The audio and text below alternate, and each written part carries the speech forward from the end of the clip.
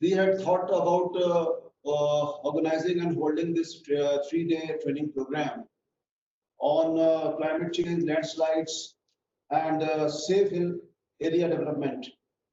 So I have been told by my team that the participation is good, and especially from my own state, Uttarakhand, there are not many people, officers and experts who have joined from the field as well from the government also.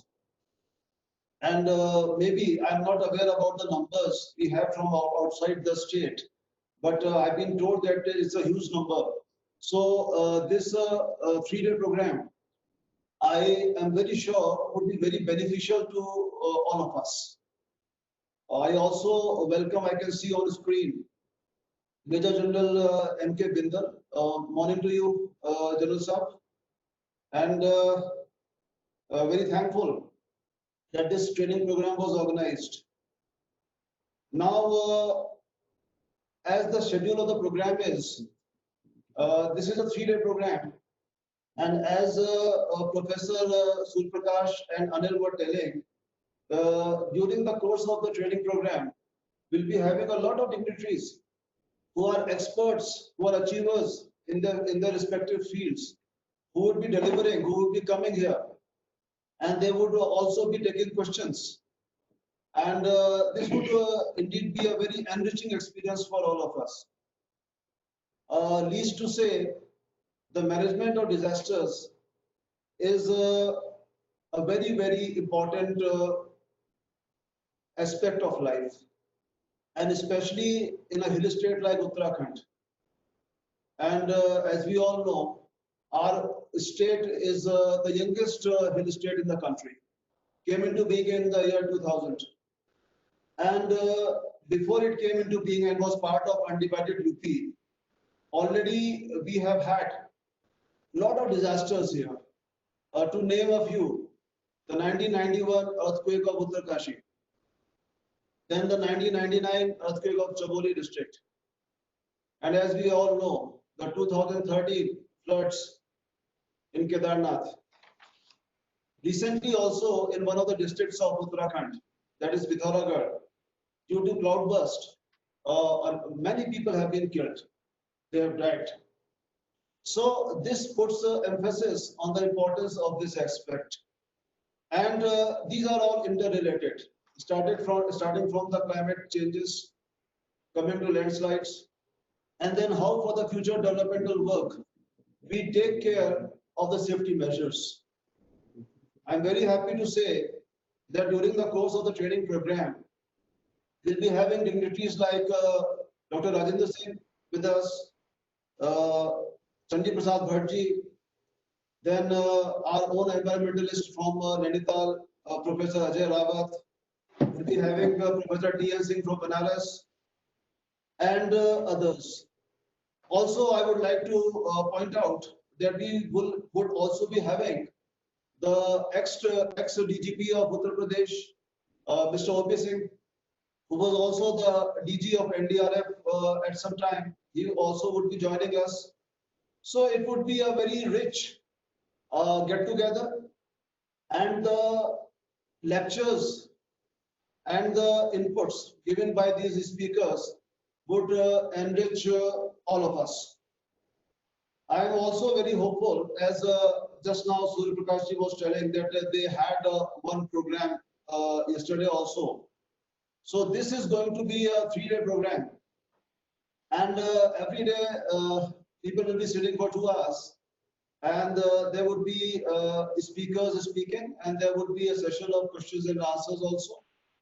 And I would expect all my officers, from especially who are attending from Uttarakhand, from different districts, from different departments of the government, that they should be very, very attentive. They should take this online training program very seriously. And also the others who are joining from other states, because this is an opportunity. This is an opportunity to learn about the latest things on the subject. And when the experts are there, they have the researched material with them. They are exposed to so many areas so many situations. They know a lot, so that we can learn from them. So this is a very good opportunity for all of us, and I'm very happy that our own academy, which is situated in Nainital, and which Nainital city itself has a very precarious area, which is prone to landslides, which is prone to these type of happenings, and people who have visited Nainital in the past must be knowing about the area known as Flats, which is just next to the Nainital Lake. This flats area also came into being after a major landslide here in the last of the 19th century. And there is a place which is a bit lower than Nainital city called Balianala. That is also a huge place where landslides are taking place, and a lot of studies are also going on there. So there would be people from Nainital also, from the forest department, from the revenue department, from the PWD department attending this training program. I'll be very happy for and I'll ask and expect all of them to make notes out of the lectures that they are going to go through. So welcome everybody and good wishes to everybody, and I hope this training program would achieve uh, everything it has been slotted for. And once again, a lot of thanks to Major General Bindal from the IDM and the anchor of the program, Anil. To further address the participant, I hand over the mic to Executive Director NIDM, Major General Manoj Kumar Bindal, Visit Seva Medal, and request him for his keynote address. Over to you, sir. Thank you, Anil Katat. First of all, heartiest welcome to all the participants, and there are nearly who have already joined, which itself shows the keenness and the importance of this keenness of the participants and the importance of this particular training program, and the need to learn about something new among the participants. I congratulate Sri Rajiv Rautela ji, Director Dr. Raghunandan Singh Tolia, Uttarakhand Academy of Administration, Uttarakhand, for collaborating with NITM to conduct this important webinar on such an important subject on and which is plaguing this particular state as it is. And Anita, like he was explaining, was also is generally having large number of issues with the landslides and hill area development. So there are a number of speakers who will be coming, and they're also eminent and the awardees, and it is really mind-boggling to see such a collection that we have, that both the institutes have brought together, that eminent speakers who are renowned in their own fields will be addressing this webinar, and I think this will be one of the best, highly acclaimed webinar, 3 days program for time to come. And so I welcome all the speakers who will be speaking during these 3 days. Some of them are present today, some of them are not present today, but they'll be coming in their own time. There are a number of landscape strategies which we follow, which are very important because that covers climate change, that covers the landslides, it also covers the hill area development issues. The first is with risk assessment. Now, the importance is this process is in existence for a long time, but how seriously it is being done.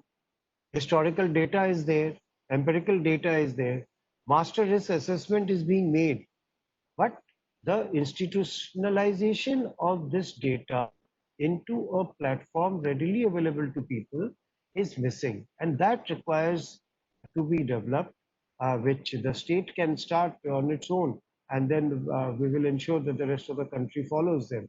But that is something that easily available data.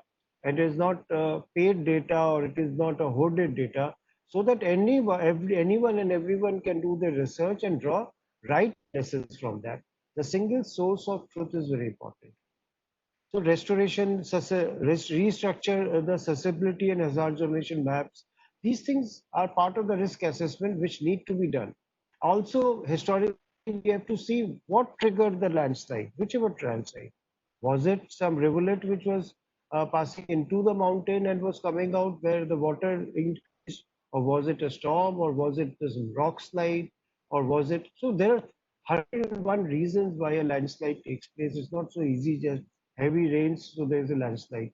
The runout area, runoff area, so many things are there. So trigger and the cause and impact should be studied in great detail. So the risk assessment and case study method goes hand in hand because they each of them complements each other. The second issue is to ensure disaster risk reduction and resilience among the community. So for that, landside insurance, capacity building has to be done down to the village level. Green corridors need to be ensured so that there's no construction in those areas, especially that are prone to landslides, so that there's no loss to property or loss to life in future.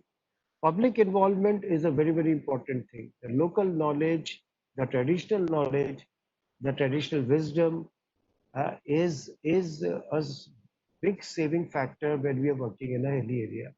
So their input needs to be taken, and so some mechanism has to be there where we bring them on board and involve them in decision making. And it doesn't only relate to a few two or three persons making a design or drawing in the drawing board and passing it down as a diktat. Uh, then we have the disaster warriors. The disaster warriors are the first responders, especially in hilly areas. The help at a much later stage, whether it be SDRF, NDRF, or anyone else. It takes time for them to reach that area. So most of the uh, golden hour issues, most of the savings of life, savings of property is done by the local people, by the community, and that is why I'm calling them disaster warriors because they are the first responders in all sense. So that capacity needs to be developed. The capacity needs to be developed in such a way that they to save maximum lives. Then engineering geologists, their training on hill area or hilly side slope construction, oblique restoration is very important. It needs to be studied in very much great detail. Slope safety audit requires to be done, for which again will require uh, engineering geologists to do the safety audit. Hazard donation maps that we are supposed to make. So that should go down to micro zonation also when required. Then monitoring the climate change and communication. And so in this, there should be a single platform. A state should have a single platform for dissemination. And no one else should be allowed to disseminate and give two conflicting type of reports. So there should be a single source of truth which should be verified and which should not be, I'll say, tampered with. It should be as it is. So that is very important. And it should be very simple to understand with the help of charts, maps, IEC material. It should, like Amrita University has taken an initiative on landslide related issues and they are doing a wonderful job. So lessons can learn from how they are doing it. So this credibility of this forecast, early warning and forecast and its communication is very, very important because the credibility comes by good work, by dedicated work, by having highest quality of scientists working on it, by collaborating with various agencies who are involved in the uh, forecasting. Many states are setting up their own sensors everywhere, in addition to what the central government, IMD or CWC is doing. So these systems should talk to each other. These systems should contribute to each other, and these systems should be compatible, interoperable. So those things need to be ensured while you are establishing such forecasting capabilities at state level, independent of the central forecasting system which is in place. Dissemination. Dissemination is a very important thing. Last mile connectivity is the most critical thing in building up the disaster risk and resilience because unless the community is aware, then nothing will succeed. Finally, whatever you do, the community has to be convinced that it is for their good. They must get convinced, yes, it is for our good and we need to do it. For that, the last mile connectivity has to be thought of at every moment. Just passing a message through a WhatsApp or on television is not enough.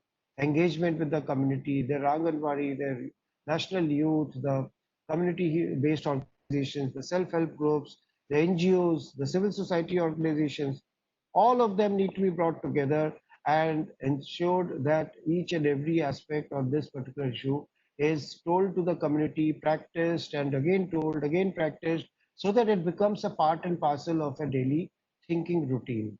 It is not comes as a surprise when things have to be done and they have to dig out their own memory bank to understand what was told to me years back. So it has to be done regularly. Response and preparedness is very important, which I will not dwell upon today too much because that is not part of this. But response and awareness, train the community and the equipment that is required. There is a site which is being maintained by NIDM, India Disaster Resource Network. It has got about 289 items which are critical for disaster response activities. All districts are required to feed their data, and that we are giving training to all states one by one. We have just finished the training with Odisha. Now we are doing with Kerala. Uttarakhand also, we can do it immediately after this. But you need to feed your data into that. That helps anyone who's preparing to understand what is available where, from which district, from neighboring state, from a different state. It has got details of all 740 districts of the country. So if something is not available in the state, you don't have to worry. If you go through that particular website, you can search for that item and you can find out, okay, it is there in Punjab, in say Sangrur district. A call to them and you get the item without any problem. So that availability of resources becomes very easy and disaster planning becomes very easy. Then we have the last point that I will talk about is the Build Back Better, because that is also part of this seminar as say area development. It is a priority area for the SEMI framework also, which is for disaster risk reduction 2015 to 2030. Build back better. Because what generally happens is when a person loses his uh, livelihood, when a person loses his habitat, or any structure is destroyed, the compensation that is given to him is not enough to come back to its original shape. So how do we expect him to build back better, which can withstand the next disaster? So there, that is a place where the state has to pitch in, and certain investment options, options, insurance instruments, risk transfer mechanisms have to be looked into so that this build back better is actually done in a better way so that once it's suffered, next time that particular community, that particular geographical area is better prepared to face the similar type of disaster and lose less, has less economic loss and has less casualties. So here I have spoken on a few things because the speakers who are going to speak are so such eminent experts that uh, I dare not intrude on their uh, turf because I cannot even think of talking in their language because they have been practitioners for so long. So I will be keenly listening to their lectures because uh, it is important and learning is a phase of life. Attendees, one caution for the attendees. I've seen. I was going through the list. Read about more than 100 were doctors itself. His doctors, his PhDs. So that shows that the level of participation that the academy has been able to bring is colossal. It is one of the best what the Uttarakhand Academy of Administration has been to bring together. So these participants, they have a responsibility that they need to, first of all, attend all lectures and ask relevant questions. So those questions will prompt the speaker to speak more and to cover areas which, due to paucity of time, he may have not covered.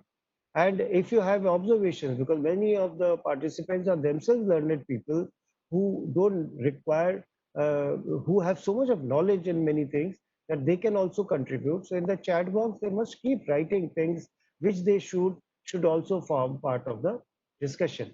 So that at the end of it, when we make a report, all these things are captured and it is brought out, and such wisdom is not lost. With this, I once again thank Shri Rajiv Rautela ji Director, Uttarakhand Academy of Administration, for collaborating with NIDM. And with this, we will look forward to more collaboration in future. And I wish best of luck to every participant for a good 3 days program. Thank you, and over to you, Anil Kater. Thank you very much, sir, for your keynote address. Now I would request Dr. Manju Pandey, Assistant Professor, Uttarakhand Academy of Administration for facilitation. A very good morning to all of you. We all welcome you once again for our 3 days online training program on climate change, landslide and safe hill area development. As we all live in a society, which is the collection of the individuals bound by common belief, a shared culture, and actually with the similar interest, focus on safety, serenity of all the individuals, as well as our nations. Herein, various levels of environment plays an important role on it. As far as 3 days sessions, we have eminent speakers from different fields who were delivering their talk on direct encroachment of environment by an individual and their solutions. It indeed has been nothing short of a great pleasure to have an opportunity to be in touch, interact, and listen to our director, sir, and former commissioner of Kumaon, respected Sri Raju Ratila, sir, for sparing his valuable time for opening remarks, for giving him a platform for discussion, and respected Sri Manoj Kumar Bindal, sir, Executive Director, National Institute of Disaster Management, New Delhi, for guidance, support, and motivation. And special thanks to Dr. Surya Prakash sir for accepting our request and making all necessary arrangements for conducting this program in collaboration for this training program. All hill states, of course, has been quite vulnerable, both in terms of climatic variations and biotic interferences in all conceivable terms. I personally feel that socio-economic scenario rapidly changing preferences, values, patterns, etc., should be in the indispensable parameters in conditioning the developmental strategies in the hilly states. The main objective of the Hill Area Development Program is for the eco restoration, eco development, and eco preservation. I thank you all once again with the belief that following sessions, we all must have been feeling ourselves better equipped to play our respective roles. The sessions were deliberated by the eminent speakers and experts of climate change, landslide hazard assessment and mitigation, environmentalists, meteorologists, geologists, and experts in the field of disaster management. They will focus on the preparedness, response, mitigation, and management aspects of the landslide. In eminent speakers, we are having for 3 days online sessions, we are having Professor Trilok Nath Singh, Vice Chancellor of Varanasi, Professor Ajay Rawat, famous environmentalist from Nainital, Sri Anil Kathayat, young professionals from NIDM, Dr. Surya Prakash, Head Geometeorological Risk Management Division NIDM, Dr. Rajendra Singh, Water Conservationist and Environmentalist, Sri Anand Sharma, Deputy Director General of Meteorology and Head RMC IMD, Dr. Om Prakash, Head Disaster Management Cell, Dr. Raghunandan Singh Tolia, Uttarakhand Academy of Administration Nainital, and Sri O.P. Singh sir, former DG of NDRF, and Sri Chandi Prasad Bhatt, famous environmentalist and Padma Vibhushan awardee from Uttarakhand. Now over to Sri Anil Kathayat. Thank you very much. Okay, thank you very much, ma'am. Now we move ahead for our technical session. In technical session, we will be having two distinguished speakers, Professor T.N. Singh and Professor Ajay Rawat. Interaction, discussion, and question answer session will be after the presentation of both the speakers. There are some instructions to participants. Participants who have any query can share through question and answer forum. Please avoid spamming it with greetings. Attendance will be automatically generated and feedback form will be provided on last day of the training program. So it is requested to avoid asking for attendance and feedback link in chat box. Now, I would like to introduce our first speaker of the technical session, Professor Ajay Singh Rawat, a judicious member of an activist. He is internationally known in the field of forestry, and was chairman of the International Union of Forest Research Organization.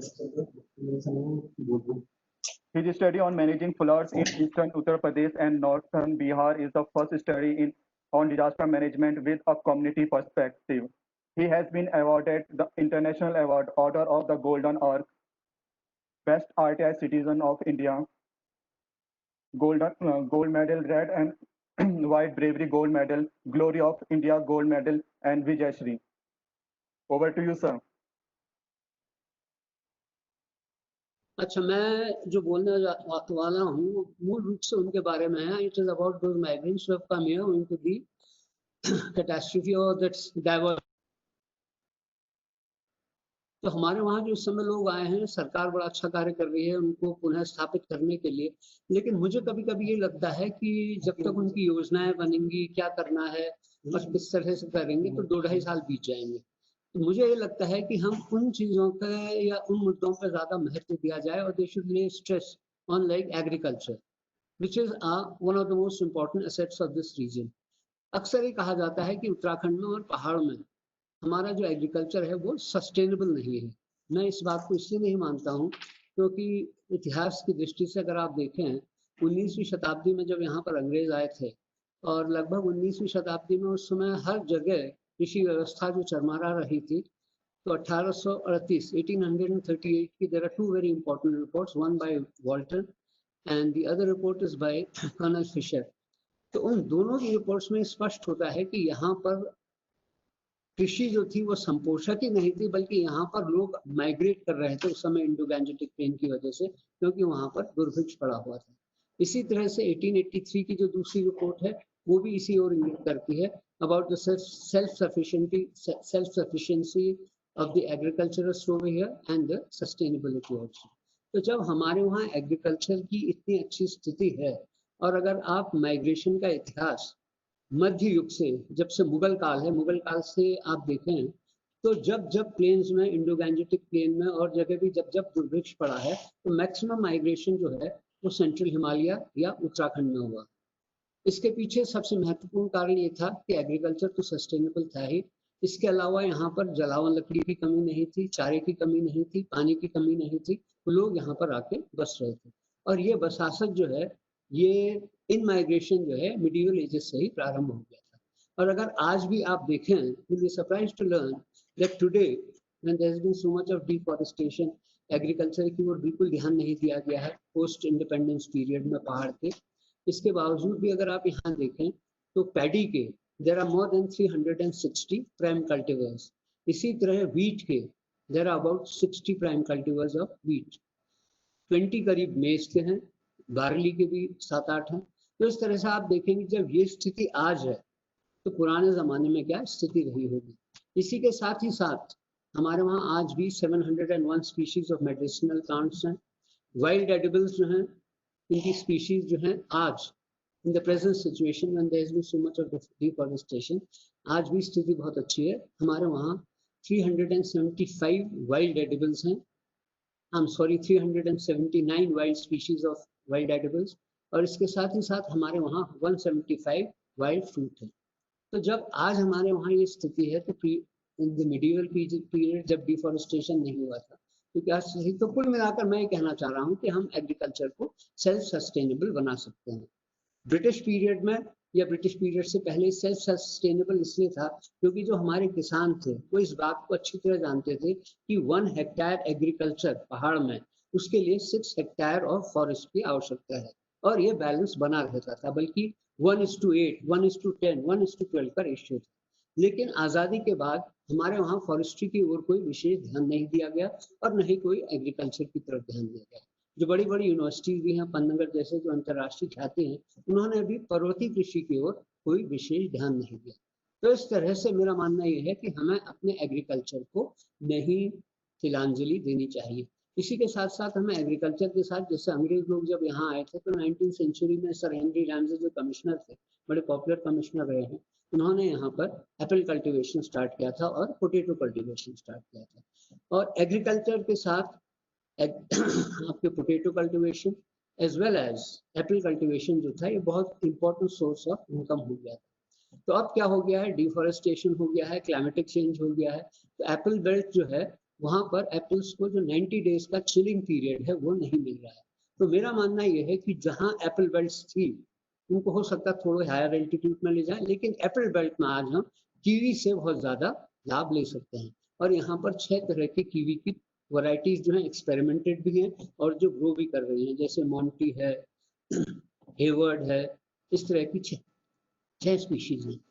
इसके साथ ही साथ यहाँ पर bee keeping is a very important source of income during the British period it was, but now we have overlooked this fact. इसके अलावा aquaculture is another very important thing. Aquaculture के साथ साथ हमारे वहाँ वाटर सोर्सेज इतने हैं, वहाँ पर हम फार्मर्स जो है वो एंगलिंग भी डेवलप कर सकते हैं। तो एग्रीकल्चर के साथ अगर हम ये इंटरवेंशन करते हैं तो उसकी बड़ी स्थिति सुधार होगा। लेकिन इसके साथ ही साथ हमें मार्केटिंग लिंकेजेस जो है वो डेवलप करने पड़ेंगे। ये बड़ा दुर्भाग्य है कि 1947 से लेके आज 2019 तक पहाड़ में मार्केट के लिंकेजेस नहीं बन पाए। इसके लिए हमें एनजीओज की सहायता लेनी पड़ेगी, लेकिन अक्सर लोग कहते हैं कि एनजीओज जो है वो अच्छा काम नहीं कर रहे हैं। I disagree with this. There are certain NGOs who are doing a very phenomenal work. जैसे अगर आप अपर यमुना वैली में जाएं, बड़कोट में जाएं, तो वहाँ पर hark Himalayan action research centre जो है उसने वहाँ के एग्रीकल्चरर्स जो छोटे छोटे किसान हैं जिनकी 1 हेक्टेयर 2 हेक्टेयर जमीन थी, इतनी स्मॉल होल्डिंग्स थी, वहाँ पर उन्होंने उनकी स्थिति में सुधार कर दिया है। और वहाँ पर एक आप ये कह सकते हैं एग्रीकल्चरल रेवोल्यूशन, एक सोशल रेवोल्यूशन, एक इकोनॉमिक रेवोल्यूशन आ चुका है। जो गरीब किसान था उनके बच्चे मेडिकल भी कर रहे हैं, तो ये स्थिति वहाँ पर आ गई है। इसी तरह से आजकल ये रक्षाबंधन का समय है, यहाँ चंपावत डिस्ट्रिक्ट में एक जगह है खेती खान, तो वहाँ हिमालयन ब्लूम्स करके एक एनजीओ है लोकल विलेजर्स की, उसमें बाहर के लोग भी हैं। तो उन लोगों ने तहलका मचाया हुआ है, उनकी जो राखी है वो एक्सपोर्ट हो रही है यूएस को भी, इंडिया में तो हो ही रही, धूम मचा दी हुई। इसी तरह हमारे पास एक जगह अल्मोड़ा डिस्ट्रिक्ट जहाँ लगता है, जहाँ पर शुरू, वहाँ पर ल्यूण करके, ल्यूण पहाड़ी में नमक को कहते हैं, तो ल्यूण जो है वो इसको बेच रहे हैं क्योंकि पहाड़ का ल्यूण बड़ा डिफरेंट है। यहाँ भांगे का नमक बनता है, मिर्चा का बनता है, हरी मिर्चा का बनता है, धनिए का बनता है, तो इस तरह के वो नमक जो है उस नमक को वो बेच रहे हैं। तो ये सब जो है वो छोटे किसान हैं, उन्हीं छोटे किसानों में से उभर के ऐसे एनजीओ भी बनने लगे हैं। तो जब ये सब चीजें यहाँ पर हो सकती हैं तो हम उनको पूर्ण ही बढ़ावा दे रहे हैं, क्योंकि एग्रीकल्चर ऑलरेडी है और लोगों की लैंड होल्डिंग्स भी है जो बाहर से आ रहे हैं आजकल, जो कोरोना की वजह से जो प्लेन्स में चले गए थे, माइग्रेशन जिनका हो गया था, वो यहाँ पर वापस आ गए, बड़ी आसानी से इन कामों को कर सकते हैं। इसके साथ ही साथ हमारे जो नवयुवक हैं, हमारे वहाँ जो पूरा टूरिज्म का सेक्टर है वो बड़ा ट्रेडिशनल हो गया है। जैसे हिल स्टेशन है नैनीताल, मसूरी, रानीखेत, बस वहाँ जाएंगे, वो स्टेटस सिंबल भी है। और वहाँ जिस तरह का टूरिस्ट आ रहा है वो टूरिस्ट हमें नहीं चाहिए, because they are very wild, they are very wild and very indiscipline. सड़कों में दारू पी के हल्ला गुल्ला मचाना, शराब की बोतल सिर में लेके दिन दहाड़े नाचना, इस तरह का टूरिस्ट आ रहा है जो हमारी संस्कृति का ह्रास कर रहा है। और हमारे नवयुवक जो है, हमारे जो नवयुवक हैं बिगड़ रहे हैं। तो मेरा मानना ये है कि हमारा पिलग्रिमेज सेंटर तो is already well established, Gangotri, Yamunotri, Badrinath ji और क्या कहते हैं केदारनाथ जी, वहाँ तो लोग जाएंगे। लेकिन हम एक यहाँ नया टूरिज्म स्टार्ट कर सकते हैं, नए टूरिस्ट सर्किट स्टार्ट कर सकते हैं। जैसे एक हो सकता है हमारा रविन्द्रनाथ टैगोर सर्किट। रविन्द्रनाथ टैगोर जी जो हैं बचपन में तो आते ही थे रामगढ़, लेकिन वो 1914 के करीब यहाँ पर आए थे, 1915 में जब उनकी पत्नी श्रीमती मृणालिनी जी की मृत्यु हुई थी।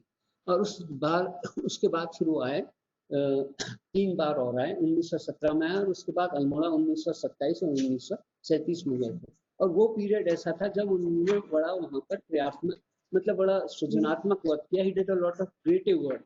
People also are under this impression of, people say this is whether it is a fact or not, I do not know, but कई कविताओं के संकलन जैसे शिशु है, इस तरह के उनको जिस कविता संकलन के लिए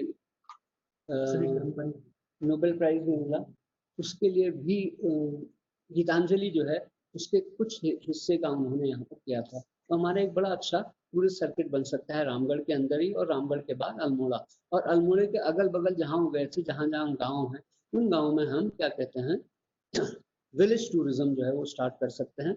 और वो विलेज टूरिज्म जो है वहाँ के लोगों के लिए भी अच्छा काम करेगा। और रविन्द्रनाथ टैगोर जी के टूरिस्ट जो आएंगे उनके नाम से वो बड़े वेल डिसिप्लिन और एक अच्छा टाइप का टूरिस्ट लाएंगे जो हमारे कल्चर को भी बढ़ाएंगे। इसी तरह से हमारा दूसरा बड़ा इंपॉर्टेंट सर्किट हो सकता है स्वामी विवेकानंद जी का। स्वामी विवेकानंद जी पहले बार आए थे 1890 में नैनीताल, महाराजा खेतरी से मिलने, जिन्होंने उनको पैसा दिया था यूएस जाने के लिए और शिकागो जाने के लिए। उसके बाद वो यहाँ से गए काकड़ी घाट, काकड़ी घाट में जब वो थे, उनके साथ उनके साथी थे, सहयोगी थे स्वामी अखंडानंद। तो उन्होंने स्वामी अखंडानंद से कहा कि this is an ideal place for meditation. और उसके बाद दूसरे दिन उन्होंने स्नान किया और मेडिटेशन किया 2 घंटे। और उसके बाद जब वो उठे तो वो बहुत खुश थे, बहुत प्रसन्न थे। और उन्होंने अपने साथी से कहा, अखंडानंद जी से, कि Akhandanand, all my internal problems have been solved today. उनके अंदर जितना भी स्पिरिचुअल ब्लॉक आ रहा था वो ब्लॉक खत्म हो गया था। And then the second thing which he said was very important. He said, I saw the whole universe within an atom. And I saw the macrocosm within the microcosm. उसके बाद जब वो कैलकाटा गए तो उन्होंने एक बहुत इंटरेस्टिंग आर्टिकल लिखा, कॉस्मोस माइक्रोकॉस्म टू मैक्रोकॉस्म। और ये जो लेक्चर है, this became the basis of his speech जो उन्होंने वर्ल्ड पार्लियामेंट्री रिलीजन में दी। उसके बाद वो 1897 में आए, 1898 में आए और उसके बाद 1901 में आए, क्योंकि 1901 तक आपके मायावती आश्रम, जो अद्वैत आश्रम था चंपावत डिस्ट्रिक्ट में, उसकी स्थापना हो चुकी थी। और उसके जो फाउंडर थे कैप्टन सीवर्स और मिसेस सीवर्स, ये 2 लोग थे। तो कैप्टन सीवर्स की मृत्यु हो गई थी, तो उनको कॉन्डोलेंसेज, उनकी श्रीमती जी को कॉन्डोलेंसेज एक्सटेंड करने को आए। तो उनका भी बहुत इंपॉर्टेंट सर्किट जो है वो बन सकता है, क्योंकि अल्मोड़ा रहे वो 2 बार और इसके बाद मायावती गए। और वहाँ पर जितने भी विलेजेस हैं उस एरिया के, और हमारे वहाँ हर गांव में अगर आप जाएंगे, संगीत और नृत्य का एक परंपरा पहले ही समय से चली आ रही है। इसी तरह से गांधी सर्किट है। Gandhi circuit is also very important. Gandhi ji came to Uttarakhand twice, 1929 and 1931। 1921 उनका ज्यादा इंपॉर्टेंट है क्योंकि उन्होंने 26 जगहों पर टूर किया और उन्होंने वहाँ पर लोकल पीपल को ही एड्रेस दिया। He infused a spirit of national consciousness as well as he gave the concept of Ram Rajya. उसके बाद फिर वो कौसानी गए, कौसानी में वो 15 दिन रहे और कौसानी में उन्होंने फिर वो कमेंट्री भी लिखी थी अनाशक्ति योग की। तो Gandhi circuit can be a very interesting circuit. यहाँ पर मैं बहुत डिटेल्स में इसलिए नहीं जाता हूँ क्योंकि समय का अभाव है, but it is a very well planned circuit. इसके अलावा हमारे वहाँ there are some cultural activities, और आप ये कह सकते हैं कुछ ऐसे ट्रेडिशंस हैं जो बड़े इंटरेस्टिंग हैं। जैसे अभी 2-3 दिन पहले रक्षाबंधन हुआ है, तो रक्षाबंधन के टाइम पे आपने कल्पेश्वर पंच केदारों में एक केदार है, ये बद्रीनाथ रूप में है। तो कल्पेश्वर जो है, कल्पेश्वर से 8 किलोमीटर दूर एक मंदिर स्थित है जिसको कहते हैं बंशी नारायण का मंदिर। आपको आश्चर्य होगा, ये साल में सिर्फ एक बार खुलता है और ये खुलता है आपके रक्षाबंधन के दिन। बाकी 364 दिन ये बंद रहता है। और मान्यता ये है कि यहाँ पर पूजा जो है वो आपके नारद जी करते हैं या नारद मुनि करते हैं, या जो नारद बहुत बड़े संत हैं। बाकी 364 दिन में सिर्फ एक दिन खुलता है, उस दिन वहाँ पर बहुत भीड़ रहती है। And this incident of opening of the temple is very very interesting. Lot of tourists come, but those tourists are from only Uttarakhand. अगर इसको popularize किया जाए, if it comes in the tourist circuit, there will be people from all over India who will come and see this temple. This is something unique. इसके अलावा कुमाऊनी होली तो famous है ही। कुमाऊनी होली से भी ज्यादा फेमस जो होली है वो है यहाँ के थारुओं की। थारूस जो है दे आर अ ट्राइब, और ये नेपाल बॉर्डर में रहते हैं थारू लोग। तो इनकी होली जो है, इसको जिंदा होली और मरी होली कहते हैं। तो जिंदा होली उसको कहते हैं जो धुलेंडी से पहले होती है, और धुलेंडी के बाद जो होती है दैट इज मरी होली। तो इनकी होली जो है, उसके जो डांसेस हैं, जैसे एक महिलाओं का डांस है जिसको जिसको क्या कहते हैं, सिलक्वा कहते हैं। सिलक्वा में ओनली लेडीज डांस। दूसरा है खिचड़ुआ। खिचड़ुआ में जेंट्स एंड लेडीज दोनों का डांस होता है। And this dance, this rhythm, उनका music, it is so impressive and so interesting कि जब इस समय आपके अमेरिका का प्रेसिडेंट आए थे जब हाल में, तो उनको स्पेशली इनवाइट किया गया था उनकी परफॉर्मेंस के लिए। इसी तरह से the only Holi which is celebrated in the world, कहीं और सेलिब्रेट नहीं की जाती है, वो करी जाती है एक ग्रासलैंड में या एल्पाइन मेडो में, जिसको हम कहते हैं दयारा। दयारा उत्तरकाशी डिस्ट्रिक्ट में है। आपको गाड़ी से जाके फिर 14 किलोमीटर करीब पैदल चलना पड़ता है। It is a good track also. तो वहाँ पर जो सराउंडिंग एरिया के विलेजेस हैं वो अपने जानवरों के लेके मार्च में चले जाते हैं और बरसात के बाद कुछ दिनों तक रहते हैं।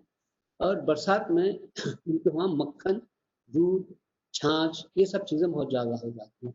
तो to give respect to mother earth, to give respect to nature, वो आजकल या जो जुलाई अगस्त में जरा बारिश जब जरा थमने लगेगी, जब मैक्सिमम ग्रीनरी हो जाएगी, तो वो मक्खन और छाछ की होली खेलती है। ये किसी भी एल्पाइन मेडो में नहीं होता, ये दयारा एल्पाइन मेडो में होता है। एंड पूरे विश्व में या पूरे हिंदुस्तान में या पूरे हिमालय के रीजन में this is the only Holi जो मक्खन और छाछ और दूध के साथ खेली जाती है। तो this is also very interesting. उनका जो पूजा होती है और जिस तरह से वो भगवान का प्रकृति को धन्यवाद देते हैं, प्रकृति को इन्वोक करते हैं, and then they are invoking of different gods, उसके साथ जो अटैच रिचुअल्स हैं they are very very interesting. तो इस तरह के हमारे वहाँ बड़े इंटरेस्टिंग ट्रेडिशन है। एक ट्रेडिशन की बात मैं और करना चाहूँगा जिसको कहते हैं रामायण। रामायण जो है बेसिकली वो एक तरह की रामलीला है, but it is in the musical form, totally musical form में, like it is a ballet. तो रामायण जो है ये आपके पैखंडा जो परगना है वो आपके जोशीमठ का जो एरिया है वहाँ पर ये गांव में सेलिब्रेट किया जाता है। वैसे पूरी गढ़वाल में ही ये बड़ा famous. Ramayana is also very very interesting Ramlila sort of a thing, but it is not totally Ramlila. उसमें बीच बीच में स्किट्स भी होते हैं, जैसे पुरजोगी स्किट होता है वेरी फेमस। तो पुरजोगी में जो जोगी है वो स्टेज में आता है और उसके पूरी पूरी बॉडी में जो आप जिसको पुरी कहते हैं लोरेंथस ये लगा होता है, और जब वो एंटर होता है तो बड़ा डेंजरस लगता है वो, और उसके बाद वो पुराई को चारों ओर फैलाता है और संगीत के माध्यम से ये कहना चाहता है कि अगर आपने अपने इकोलॉजिकल फुटप्रिंट नहीं घटाए, आपने अपने कार्बन फुटप्रिंट नहीं घटाए, तो ये दुनिया का अंत हो जाएगा। इसी के साथ ही साथ वो लोगों को आशीर्वाद देता है और आशीर्वाद के साथ ही साथ ये मैसेज कैरी करता है कि जितने अधिक पेड़ आप लगाएंगे वो उतना अच्छा रहेगा। तो इस तरह के जो हमारे सेलिब्रेशन हैं, अच्छा ये यूनेस्को की हेरिटेज में आ गया है। यूनेस्को ने इसको इतना ज़्यादा अच्छा लगा उन्हें 15-16 दिन का जो कार्यक्रम है, तो इसको यूनेस्को के हेरिटेज इसमें भी ले दिया है under the umbrella of its heritage and culture. तो ये रामायण जो है दिस इज वेरी इंटरेस्टिंग। इसी तरह से यहाँ का पांडव नृत्य जो है वो बड़ा इंटरेस्टिंग है, इट इज़ वेरी फेमस। इसके अलावा आपको आश्चर्य होगा कि अंग्रेज लोग तो रग्बी बाद में लाए, यहाँ मिडिवल एजेस से रग्बी भी खेलते थे लोग। और ये यमकेश्वर ब्लॉक में 25 किलोग्राम की बॉल होती जिससे गांव वाले खेलते हैं। तो इसमें कोई नियम कोई कानून नहीं है और कोई टीम का वो नहीं है। टाइम का वो क्या लिखना थी,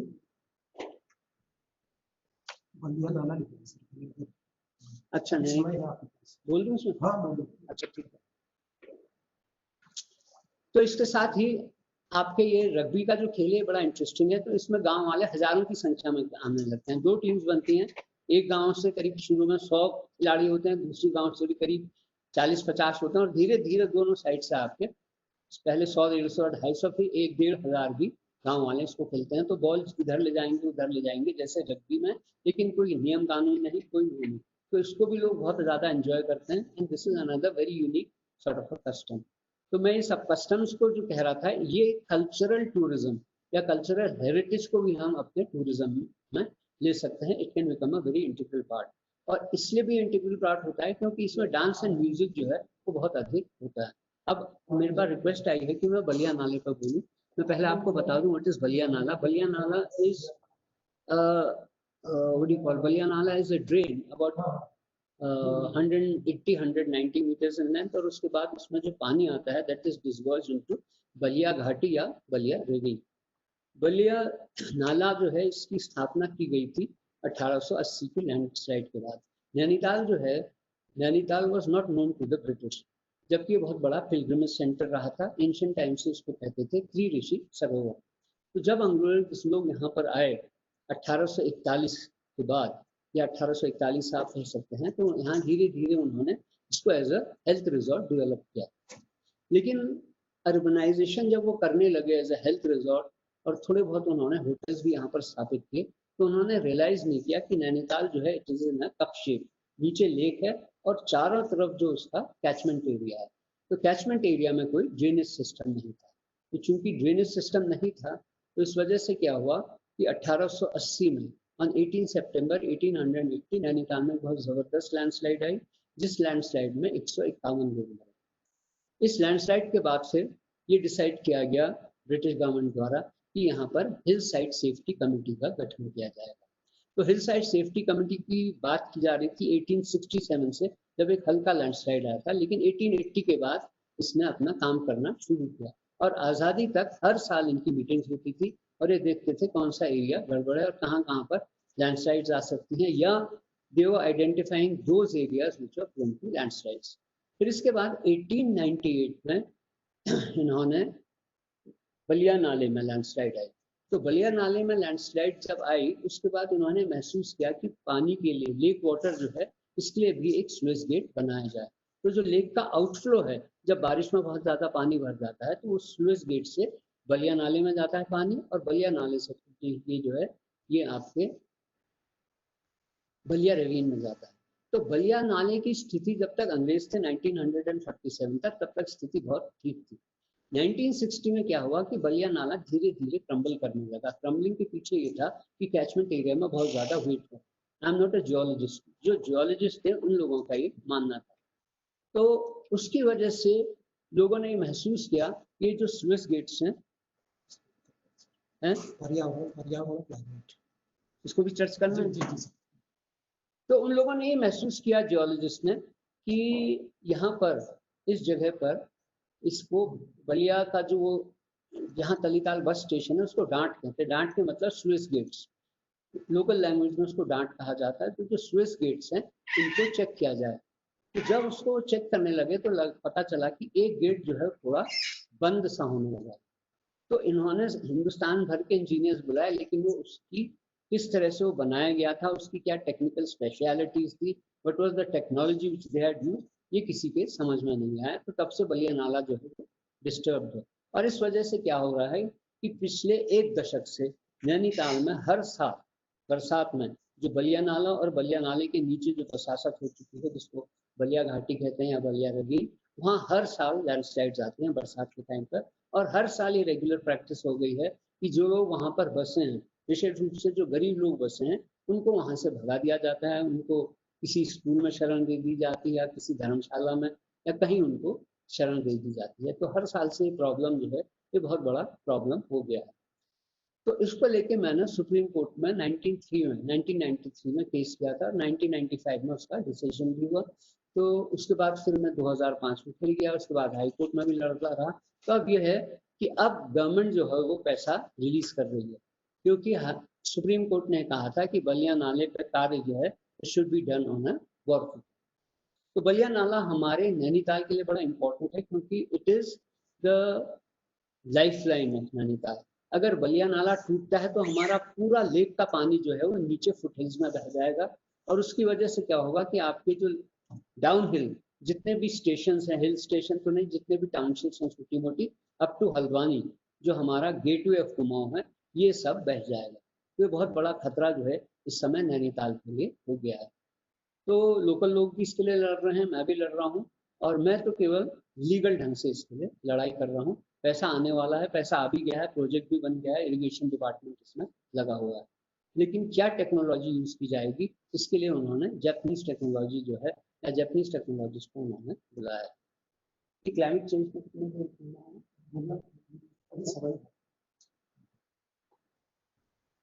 एक पक्ष, एक क्वेश्चन हो रहा है कि क्लाइमेट चेंज उत्तराखंड को कैसे प्रभावित कर रहा है। एक तो क्लाइमेट चेंज जो है वो तो यूनिवर्सल है, जो कि ये कह रहे हैं कि इस सेंचुरी के अंत तक आपके क्या कहते हैं टेम्परेचर जो है वो 6 डिग्री सेंटीग्रेड जो है वो बढ़ जाएगा, जिसकी वजह से there will be a lot of floods, glaciers पिघलेंगे, ये सब होगा। लेकिन उत्तराखंड में मैं ये देख रहा हूँ कि क्लाइमेट चेंज ने पूरा सिनेरियो जो है वो चेंज कर दिया है। एक तो हमारे एग्रीकल्चर को इसने बहुत डिस्टर्ब किया है, और हमारे एग्रीकल्चरल साइंटिस्ट ने अभी तक ये नहीं सोचा है कि अगर क्लाइमेट चेंज हो रहा है तो सोइंग एंड हार्वेस्टिंग ये पैटर्न जो है इसको किस तरह से चेंज किया जाए। मेरा मानना ये है कि इसमें रिसर्च होनी चाहिए, और ये संभव भी है। ये संभव इसलिए है क्योंकि जब मैं प्रयाग की ओर से participatory rural appraisal in Asia की ओर से हार्क का जब मैंने इन्वेस्टिगेशन किया था, तो hark has done this. Hark जो है उसने अपर यमुना वैली में सोइंग एंड हार्वेस्टिंग का जो पैटर्न है वो चेंज किया है, और उसके साथ ही साथ उन्होंने क्लाइमेट चेंज के साथ एग्रीकल्चर विलेजर्स किस तरह से इसको विस्टैंड करेंगे, इसके लिए उन्होंने बहुत अच्छा तरीका निकाला है। उन्होंने जब क्लाइमेट चेंज की शुरुआत हो रही थी या जब क्लाइमेट चेंज एक इश्यू बनने लगा था, तो उस समय उन्होंने क्या किया कि उन्होंने उत्तरकाशी डिस्ट्रिक्ट वहां पर उन्होंने सर्वे करवाया और उस सर्वे से पता चला कि हर गांव में 120 से लेके 140 और किसी किसी गांव में 200 जो है वो वाइल्ड एप्रिकॉट के ट्रीज हैं, जिसको लोकल लैंग्वेज में वहां पर कहते हैं चुल्लू। तो चुल्लू का जो तेल है, उन्होंने ये रिसर्च भी करवाई कि चुल्लू का जो तेल है उसमें वही मेडिसिनल क्वालिटीज हैं जो आपके आमंड ऑयल में है, बादाम के तेल में। लेकिन बादाम का तेल अगर 700 रुपये किलो बिक रहा है, मुझे एग्जैक्ट रेट नहीं है कि मैं खाली वैसे कह रहा हूँ कि अगर 700 रुपये किलो बिक रहा है, तो हमारी जो चुल्लू जंगली खुमानी का जो तेल है जिसमें वही क्वालिटीज है मेडिसिनल, वो आपके 300 रुपये, एग्जैक्टली 50% जो है वो कम में बिकता है। तो इसके लिए उनको मैं बता रहा था शुरू में कि मार्केट लिंकेजेस कितने इंपॉर्टेंट है, तो उन्होंने ये प्रोडक्शन तो शुरू कर दिया। लेकिन अब दिक्कत क्या हुई कि जो ऑयल माफिया था उन्होंने उनके तेल को मार्केट में नहीं आने दिया, तो इसके लिए फिर उनको बहुत संघर्ष करना पड़ा और मार्केट लिंकेजेस को बनाने के लिए उन्हें vegetable linkages and other linkages, उन्होंने 29 गाँव की महिलाएं जो थी जिन्होंने ट्रेन नहीं देखी थी, बस के अलावा उन्होंने कहीं सफर नहीं किया था, उनको आज़ाद मार्केट जो है दिल्ली वहाँ भेजा। 29 दिन को उन्होंने वहाँ आड़तियों से ट्रेनिंग ली कि किस तरह से हम आड़ती जो है बेवकूफ़ बनाते हैं या मिडिलमैन किस तरह से बेवकूफ़ बनाता है, और किस तरह से अगर माफिया हावी हो जाता है तो आपके गुड्स का सप्लाई किस तरह से रुक सकता है। अब खैर वो चुल्लू भी बेच रहे हैं, इसके साथ ही साथ जंगली खुमानी का जो पल्प है उससे वो जैम जेली आदि चीज़ें जो है ये भी बेच रहे हैं। तो क्लाइमेट चेंज जो है उसको हम किस तरह से उसको विथस्टैंड करेंगे, how will we stand against it, what will be the methods, ये हमें कुछ एनजीओज ने बड़ा अच्छा काम किया। इसी तरह से नैनीताल से करीब 30 किलोमीटर आगे चांकी एक जगह, चांकी में एक पुलिस इंस्पेक्टर है जो मतलब वो पुलिस इंस्पेक्टर के लिए सेलेक्ट हुए, उनके फादर ने उन्हें जाने नहीं दिया, उन्होंने कहा तुम गांव छोड़ के हमारे 2 बड़े भाई अमेरिका चले गए, कम से कम एक भाई जो है वो गांव से मुझे उड़न करे, you have to do something for the village so that I will die a peaceful death. तो फिर उन्होंने गांव में रहे और गांव में उन्होंने एग्रीकल्चर की ओर बहुत ज़्यादा ध्यान दिया। एक एग्रीकल्चरल कोऑपरेटिव सोसाइटी बनाई है, कोऑपरेटिव सोसाइटी के बनाने के साथ साथ उन्होंने ऑफ सीजन वेजिटेबल्स इस तरह से पॉपुलराइज की है। उन्होंने जीबी पंत इंस्टीट्यूट जो है कटारमल में, वहाँ के साइंटिस्ट को कांटेक्ट किया, पुराने जो एक्सपीरियंस फार्मर्स हैं उन लोगों को कांटेक्ट किया गांव में कि किस तरह से हम कौन सी सब्जी उगाएं जो क्या कहते हैं हमारी क्लाइमेट से जिसका असर नहीं पड़ेगा। तो इस तरह से हमारे वहाँ ये सब काम चल रहे हैं, लेकिन the government is not taking interest in these things. The government is, I'm not saying that the government is inefficient, they are also working very efficiently, but ground level पे आने तक बहुत टाइम लग जाता है, क्योंकि हमारे जितने भी साइंटिस्ट हैं वो सभी जानते हैं कि उनकी अप्रोच जो है it is not from lab to land. ये जो एनजीओज हैं ये लैब टू लैंड जो है उस अप्रोच से काम करते हैं और इस वजह से सक्सेसफुल भी है। तो अगर हमें क्लाइमेट चेंज के लिए करना पड़ेगा तो एक इंडिविजुअल कुछ नहीं कर सकता, it has to be a movement. जैसे मैंने बहुत पेड़ लगाए हैं या मेरे डिपार्टमेंट वालों ने बहुत पेड़ लगाए, हमारी यूनिवर्सिटी वाले बहुत पेड़ लगाते रहते हैं, लेकिन वो एफर्ट जो है it is very less. It is exactly जैसे मैं अपने साथियों से कहता हूँ, वो जैसे अगर जंगल में आग लग रही है तो उसमें एक होज से आप पानी डाल दे रहे हैं, वो इस तरह का कंट्रीब्यूशन होगा। तो हमें जंगल लगाने के साथ साथ we'll have to make environment a people's movement in central Himalaya, और सेंट्रल हिमालय के बारे में हमें लोगों को भी बताना पड़ेगा कि क्लाइमेट चेंज के लिए this is the biggest barrier. Why? Because Uttarakhand is the catchment area of the Indo-Gangetic Plain, where more than 40% of the Indian population is residing. If there is an ecological disturbance, if there is something which disturbs the ecology of this area, then it cascades down right up to Bangladesh. तो मैं चिपको आंदोलन वालों से कह रहा था कि तुम्हारा आंदोलन बहुत सही था, गौरा देवी जी ने जो काम किया वो बहुत आउटस्टैंडिंग वर्क था। आई हैव बीन टू लाता एंड रेनी सेवरल टाइम्स, लेकिन मैंने कहा कि जो आप लोग उनके साथ जुड़े, जो एजुकेटेड लोग थे, तो आपने पूरे इंडो गैंजेटिक प्लेन के लोगों को समझाना था कि उत्तराखंड के जंगल और उत्तराखंड कितना महत्वपूर्ण है आपके लिए। तो जो पीपल्स मूवमेंट होगा, it should not start from Uttarakhand, it should start either from Calcutta और from Bangladesh, from Bihar. Those people should say कि हमारे उत्तराखंड को बचाओ, हमारे हिमालय को बचाओ। जब आज हम राम जी का फैजाबाद में, अयोध्या में मंदिर के लिए इतने जुड़ सकते हैं एक साथ, तो हम अपने सर्वाइवल के लिए क्यों नहीं जुड़ सकते?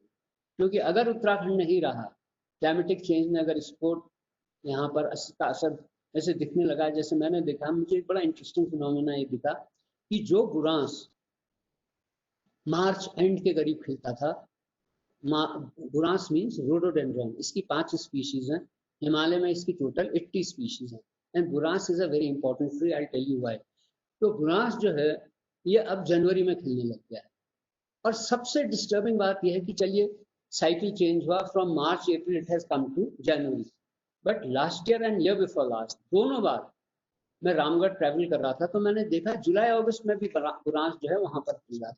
तो इससे आप समझ सकते हैं कि कितना बड़ा डिस्टर्बेंस हो रहा है। इसी तरह से एक क्या कहते हैं ऑर्किड है, सियोलियोजोन क्रिस्टाटा, इसका ब्लॉसमिंग पीरियड है May end, sorry coelogyne cristata का जो ब्लॉसमिंग पीरियड है that is May end, but now it has starting blossoming in February end or first week of March. So you can make out कि हमने किस तरह से we have disturbed the whole system. Climate change को अगर आप control करना चाहते हैं तो हमें अपने गांधीयंस जो डेवलपमेंट का मोड है, गांधी जी ने जब ये कहा था तो no one accepted because Gandhi अंग्रेज नहीं थे, और हम जब कोई अंग्रेज कहता है तब हम बात मानते हैं। योगा जब तक हिंदुस्तानियों के हाथ में था कुछ पॉपुलैरिटी नहीं, जब वेस्ट में योगा गया वेस्ट वालों ने कहा तो अब योगा जो है हर घर में लोग जो है योगा की बात कर रहे हैं, कोरोना से बचने के लिए भी योगा की बात कर रहे हैं। तो खैर एनीवे, गांधी जी ने कहा था mother earth has given us enough for everyone's need but not enough for everyone's need. No one accepted this, no one gave importance to it. Gandhi ji ने जब कहा small is beautiful, no one gave importance, लेकिन शू marker ने जब कहा small is beautiful तो सब लोग जो है चलेंगे अरे क्या गजब की बात है। मुझे याद है मैं उन दिनों सर्विस में था तो हमारी यूनिवर्सिटी में शू मार्कर के लिए 2 दिन की कॉन्फ्रेंस की गई, गांधी जी के लिए नहीं की गई कि गांधीयन मॉडल क्या होना चाहिए। But now the western ecologist have started saying to reduce your ecological footprint. तो हमें अपने इकोलॉजिकल फुटप्रिंट्स रिड्यूस करने होंगे। Ecological footprint means the amount of productive land which an individual requires for sustenance। ये जो है ये होना चाहिए 2.3, हर व्यक्ति को 2.3 हेक्टेयर लैंड की आवश्यकता है फॉर हिज सस्टेनेंस, लेकिन ये रेशियो घट के आ गया है 1.9। 2.3 की आवश्यकता है 1.9 पे आ गया है। अब ये कोरोना से कुछ चेंज हो जाए तो अलग बात है, नहीं तो हर आदमी जो है वो अमेरिकन लाइफस्टाइल अडॉप्ट करना चाह रहा है, और अमेरिकन का इकोलॉजिकल फुटप्रिंट जो है वो 9.95 हेक्टेयर है। 2.3 हेक्टेयर इज रिक्वायर्ड, 1.9 रह गया है, और हर दुनिया का आदमी अमेरिकन स्टाइल से जीना चाहता है जो 9.95 है। इसके मतलब हमें वी रिक्वायर 5 मोर प्लैनेट्स अगर हम अमेरिकन लाइफस्टाइल से जीना चाहते हैं। तो 5 प्लैनेट्स तो नहीं आ सकते हैं, तो certainly we will have to bring about a change, and that change if we do not bring about then nature is going to bring about। अभी तो कोरोना आया है, अब कोरोना के बाद जब ये टेम्परेचर बढ़ेगा 6 डिग्री सेंटीग्रेड तो आप इमेजिन करिए कि प्लेन्स में, राजस्थान में, कर्नाटका में, तमिलनाडु में लोग कैसे रहना शुरू करेंगे। ये क्लाइमेटिक चेंज का मेरी स्टडी है, मैं तो I am not a scientist, लेकिन मैं नेचर के बहुत करीब रहता हूँ और मैं एनिमल्स को देखता हूँ। तो मैंने एनिमल्स को देखा कि जो बद्रीनाथ जी के में बंदर रहते हैं, तो वहां पर जो मंकीज हैं जो जाड़ों में दिखते थे वहां बद्रीनाथ जी में, जाड़ों से मतलब जिस समय पट बंद होते थे, उसके बाद वो उसी एरिया में मैक्सिमम वो बद्रीनाथ जी और जोशीमठ के बीच के जंगलों में they have got a different sort of a figure. उनकी मैंने फोटोग्राफ्स खींची है। अब वो सब जो है आपके नैनीताल में जाड़ों में, अल्मोड़े में, पिथौरागढ़ में आने लगे। तो इसका मतलब यह है कि वहां पर एक्सट्रीम कोल्ड जो है वो जाड़ों में होने लगा है, और जिसका मैंने महसूस भी किया है, क्योंकि मैं 2-3 बार बद्रीनाथ जी में क्लोजिंग सेरेमनी में गया था। तो लास्ट ईयर जब क्लोजिंग सेरेमनी में गया था तो temperature had gone down so badly, it was very very. तो नेचुरली अगर आपको जीना है, बचना है और कुछ करना है तो you have to think about your nature. Climate change जो है उसको तभी आप विथस्टैंड कर सकते हैं if you do not play with nature, if you don't interfere with nature, और अननेसेसरी आप जो हो रहा है, फैक्ट्रीज हैं, इंडस्ट्रीज जो लग रही हैं, जैसे उत्तराखंड में हो रहा है। उत्तराखंड में तराई में सिटकुल बन गया है, सिटकुल ने बड़ी इंडस्ट्रीज लगाई हैं, और ज्यादातर इंडस्ट्रीज इसलिए लगी हैं क्योंकि उनको इनकम टैक्स हॉलीडे मिल रही है, सब्सिडीज मिल रही है, तो कई इंडस्ट्रीज आ रही हैं, कई इंडस्ट्रीज सब फायदे लेके जाने लगी है। जैसे श्री राम होंडा जो है वो पहले रुद्रपुर में थी और वो रुद्रपुर उन्होंने छोड़ दिया। तो अब ये जितनी भी इंडस्ट्रीज हैं, मेरा क्वेश्चन ये है गवर्नमेंट से, स्टेट पोल्यूशन कंट्रोल बोर्ड से, कि इनका जितना भी इनका गंदगी है, इनका जो वो है डर्टी वाटर, पोल्यूटेड वाटर, इसको ये कहाँ डाल रहे हैं? आप देखिए कोसी नदी जो है, ज्यादातर ये कोसी नदी में डाल रहे हैं, या इधर हल्द्वानी में ये घोड़ा नाला एक जगह वहां डाल रहे हैं। कोसी नदी के पास जहाँ पर ये डाल रहे हैं, वहां मैंने देखा उस एरिया के जो गांव के बच्चे हैं, you be shocked and surprise to learn कि एक बच्चा 5 साल का बच्चा 50 मीटर नहीं दौड़ पा रहा, 50 metres he can not run. जबकि सोचिए बचपन में 100 मीटर 200 मीटर दौड़ना, 10 हर वक्त दौड़ते रहना जो था, कोई भी बच्चा कर सकता था। तो वहां पर ये स्थिति उत्पन्न होने लगी। तो ये सब काम जो हम कर रहे हैं, this is because we are not reducing our ecological footprints, we are not living in sync with nature, and we are not doing that to nature. So ultimately, I think through this conference, I hope we all convey a message that if we have to survive, then we have to save the trees. और tree की definition मुझे सबसे अच्छी खलील जिब्रान की लगी कि trees are like poems which are written on the sky. With these words, I am finishing. Thank you very much. Thank you very much, sir, for sharing your experiences with us. Professor T.N. Singh is available now, and I would request Professor Singh to kindly continue his lecture. Thank you very much. I would like to proceed further where I have stopped. This rockfall, I was trying to just give some kind of the background about the rockfall. It is started primarily due to the discontinuity within the rock mass. Weathering and erosion is the another problem. Ground and surface water that develop some pore water pressure that can also initiate this rockfall. Then heating and cooling system. Sometimes this root wedging is also related. And there are certain anthropogenic activity, like my earlier speaker just he was explaining about this in an active construction environment. There is a chance of this some kind of unscientific construction activities or development activity that will decide this kind of phenomena. Once you can do this work on the rockfall behavior, then we have to, three things we have to take into the account. First is the initiation, means where does it start? Second is the travel, what might be the path and how fast it is propagating.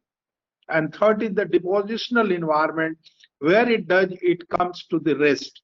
So three things are very, very important once we can do the this kind of the study, because sometimes the people, they are not aware that this material which is falling from this high hill or cliff, it has reached to their place, particularly those who are in the foothills. So there is a different kind of motion, you know, about this rock. There is sometimes a flight mode, means from the initiation point they are coming to the ground. Then you have the rolling also. Then you have the sliding, and then taking the bounce. And sometimes it is a flight mode, but it is a bouncing at a very high, and again it will be taking a bounce like a football, and just like a rest on the far away from this place. So these things that will be the decided that we call it a rockfall trajectory. So it depends upon the terrain geometry, block shape, what is the shape of the block which is start rolling and bouncing, and properties of the rock and the soil involved, including the presence of the vegetation. That will be the very, very important. So there need to be, to address this issue, we need a certain type of this, some field test, some physical model of the rockfall, and then some kind of the computer simulation. Field test, Of course, we have to take some representative sample which are rolling down, and the behavior is observed in the different slope characteristic. About the physical modeling, some kind of the small scale model by which we can recreate this scene in the laboratory. So laboratory assessment of the rockfall through artificially constructed model as resemblance to the site as far as possible, but we cannot reflect 100%.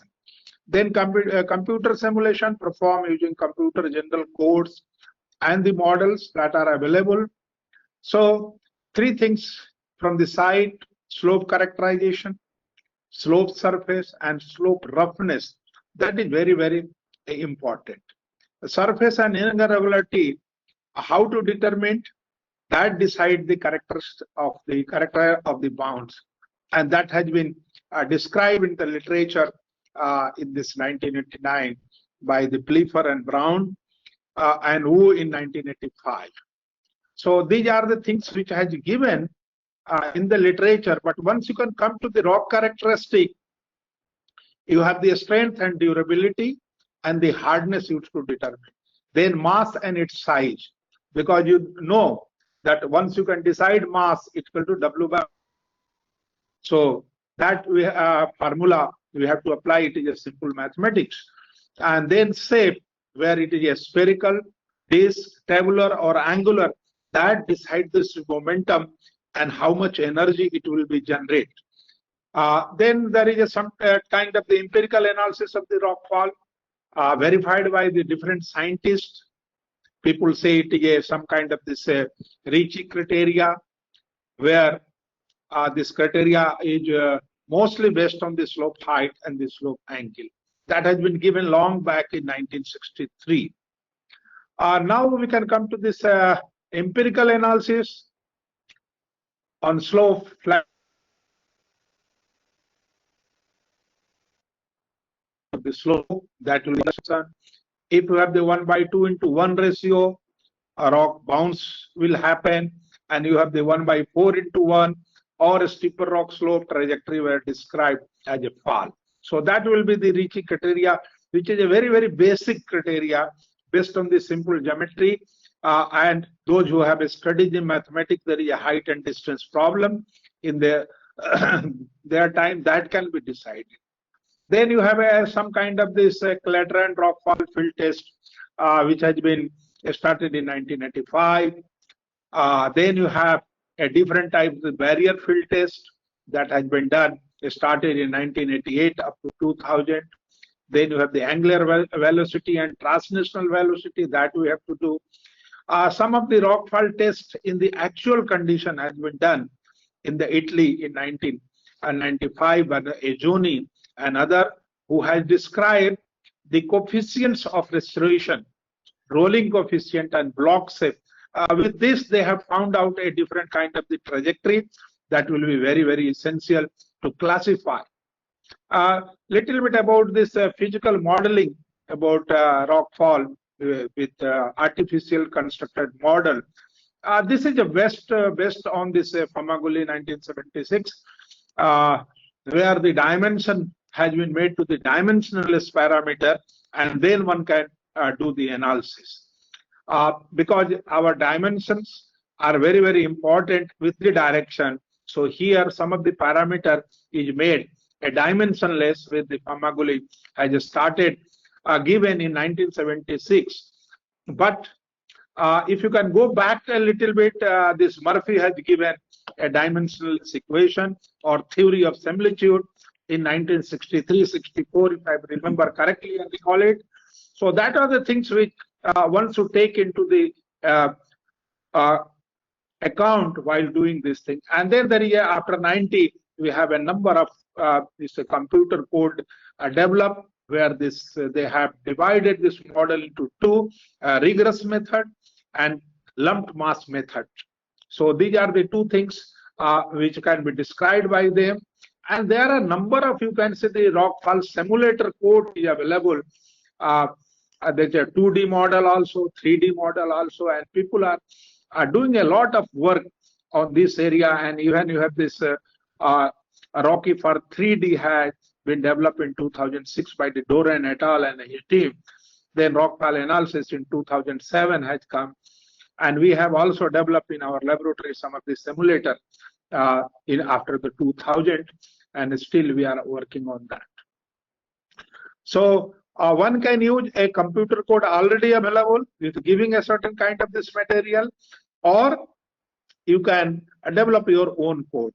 For that, you need a certain kind of parameter, and the parameter should be the coefficient of restoration. That will be the very, very important.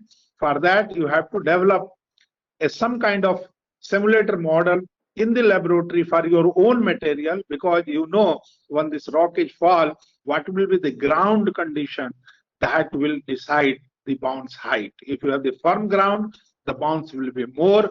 If you have the loose ground, the material will go inside this rock. And the energy and momentum is so high, then it is a very, very difficult for people to understand until unless you have to not visualize. So we have done some work from the Indian example. I can say the Saptasarangi, which I was discussing and we have given this our report in the public domain, where we have analyzed a 14-15 slope all along the cliff, and then found out a different kind of this dimension, having the different kind of the bounce height, different kind of the kinetic energy, and different kind of the path of restoration. It is based on some back analysis as well as the in situ test. So for that coefficient of restoration, you have to use some kind of the NDT test. You have to develop a same kind of this balls of different dimensions in the laboratory and try to find out their behavior within the laboratory, which is a little bit tough, but some of the scientists have done it. We have also performed in our laboratory at IIT Bombay. And then we have found how the slope roughness and joint aperture having the effect on the slope.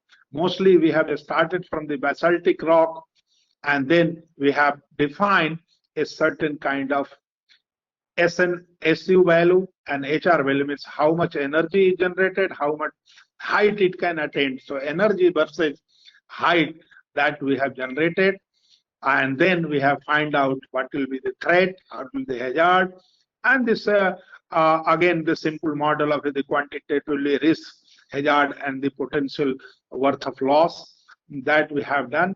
So then you have to do this numerical analysis based on the site description. So Saptasarangi, I have already told about how much we have done this simulation. After that simulation, we have come out with a certain kind of protection measure, and that protection measure we have given to the government, and then after that on the same they have applied whatever we have suggested, that has been applied, and now after that by God grace nothing happened and the site is protected. So next we have done for this area which is the Pune Expressway, and this work is going on, but you know there is a lot of coordination and cooperation is required from the site, because once you are working in this hilly terrain or in the highway, the getting the traffic off from the site will be very, very a difficult situation, because you may get some cooperation in a very generous way, sometimes not. So that will be the things which happen. But of course, that will be possible if you can have a good coordination and understanding between the implementing authority and other. So, and we have reduced the total displacement of the material up to the level of 1.10 centimeter, means the material can only move, and that level of this understanding has been verified by the other models also. So that is the way how we have analyzed this area, and then we got the protection. We have a number of things we have suggested here.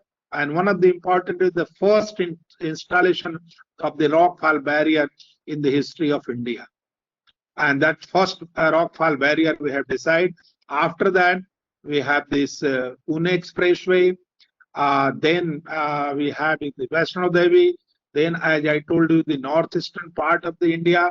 And for India, we have the first time we have provided the quantitative risk assessment procedures for the Indian rock conditions. Because earlier, whatever this material is available or literature is available based on the Alps and the very hard rock. But as you know, in this Uttarakhand or in the hilly terrain, we have the rock with the mixed type. We have the hard rock, we have the soft rock, we have the weathered rock. So all kind of the rocks are there. So then we have to classify based on our data, and that we have published in some of these places. So this was the rockfall barrier, which had this. You can imagine the rockfall barrier strength, tensile strength is more than the compressive strength of the granite, about 220 megapascal. So that kind of material is required because this energy generated is very, very in the huge manner. And then you have to do many other analysis. Then we have done for this Mahabaleshwar also.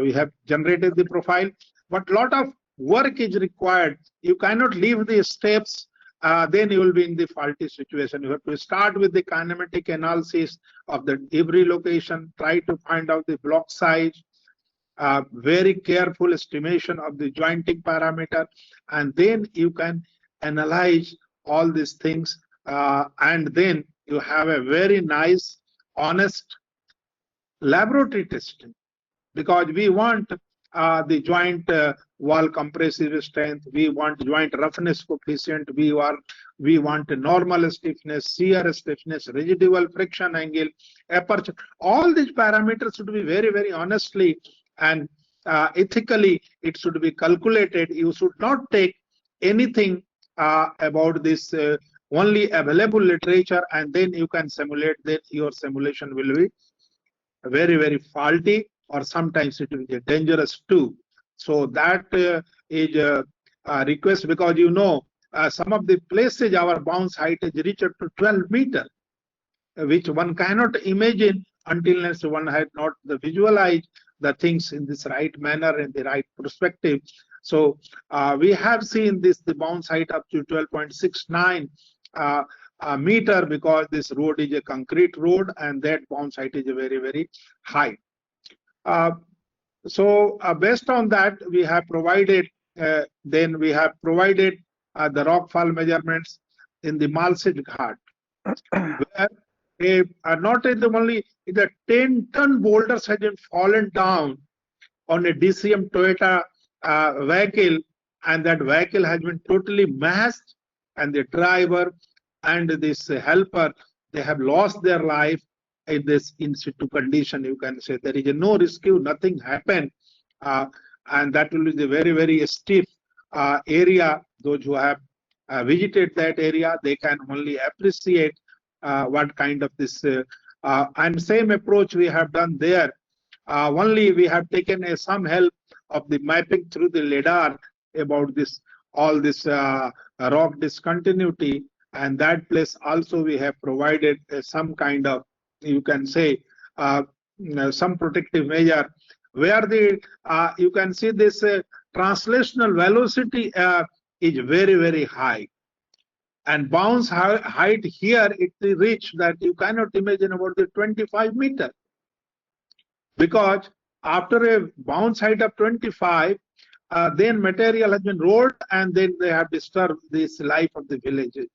So because of this, many places, you know, but God grace, wherever we have provided this solution is active mode, and we are observing it, supervising it, and nothing happened so far on the area which has been provided some kind of. But of course, I can say only that rockfall protection is a very, very costly phenomena. One should be very, very judicious while deciding the height of the barrier, capacity of the barrier, and you will be surprised when we are working. We don't have this any manpower from the India who can do this job.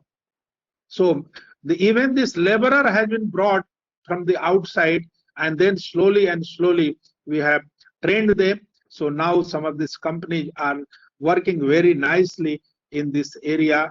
Then a very remarkable study आज जो दिन है जिसके लिए सारे लोग बड़े आतुर हैं, तो हमने वहां पे नागपुर के पास एक टेम्पल है, उस टेम्पल के बारे में भी हम लोगों ने स्टडी की थी और वहां के भी लिए प्रोटेक्शन किया था, जहां पर की मान्यता है कि राम, सीता और लक्ष्मण वहां रुके थे। रामटेक जिसको बोलते हैं हिंदी में, मराठी में भी बोलते हैं।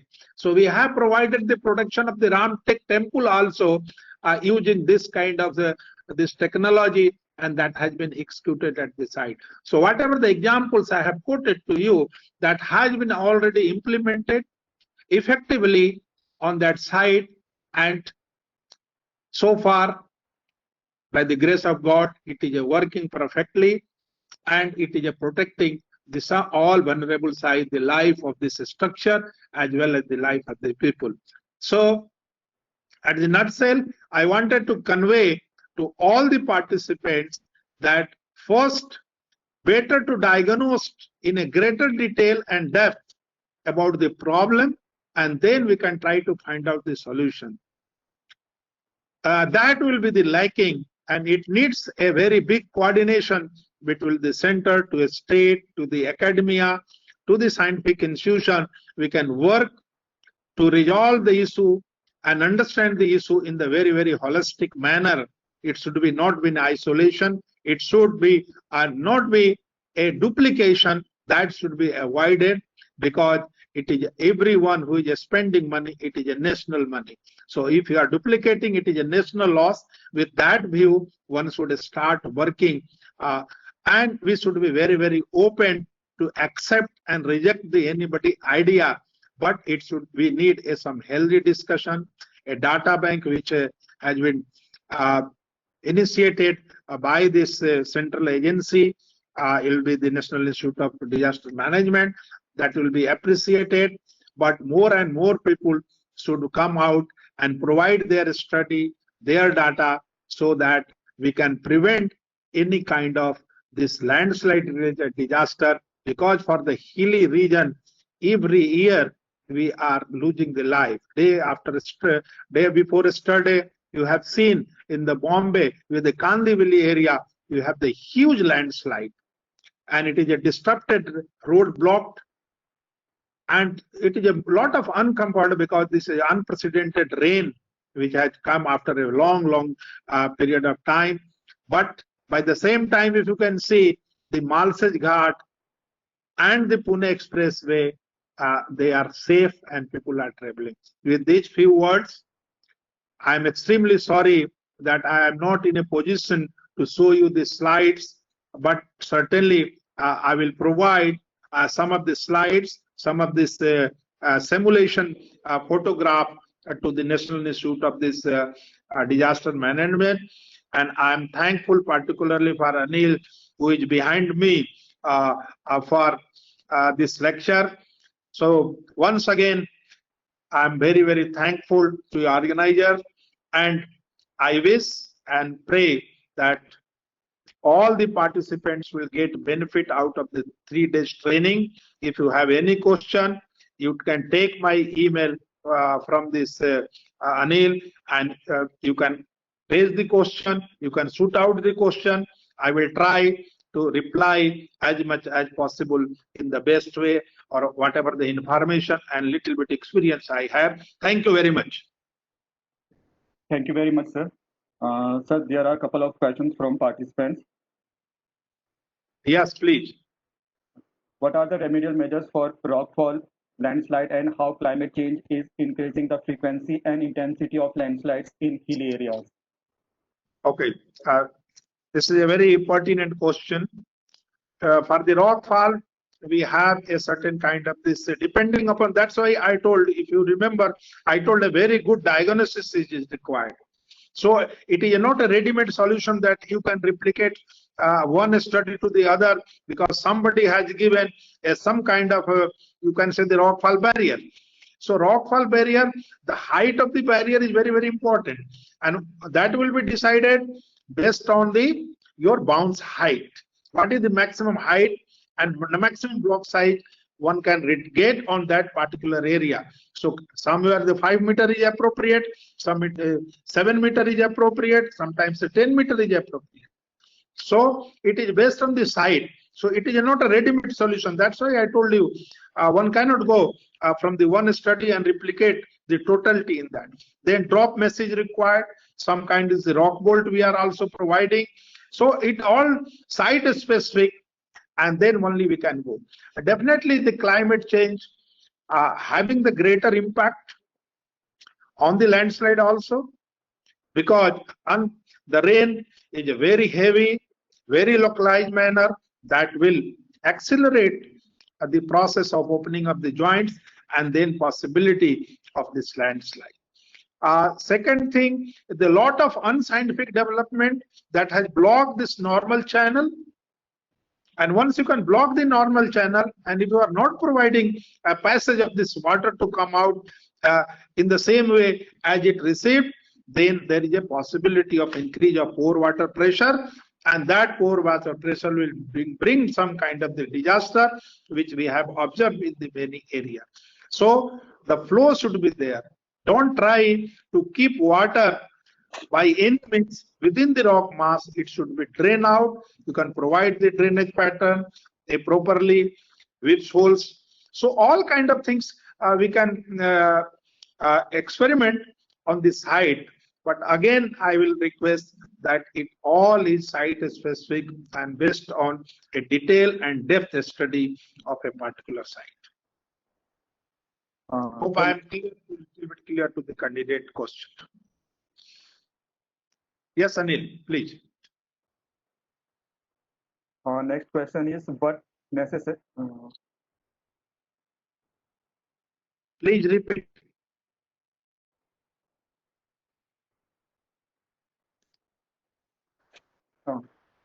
Could you please give some idea to initiate at the community level to reduce risk and vulnerability of landslides and rockfall?